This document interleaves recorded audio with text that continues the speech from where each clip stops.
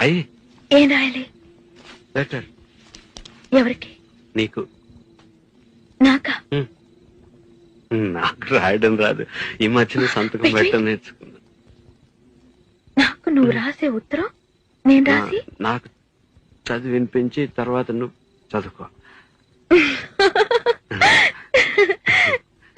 I like it. చెప్పు.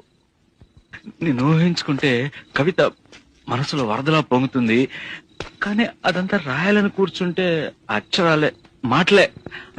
ఊహలన్నీ పాటలే కనుల తోటలో, అదే తొలి కలల కవితలే మాట మాటలో. అదే బ్రహ్మాండం. కవిత కవిత పాడు. కమ్మని ఈ ప్రేమ లేఖనే రాసింది హృదయమే, ప్రియతమా నీ వచట కుశలమా నే నిజట కుశల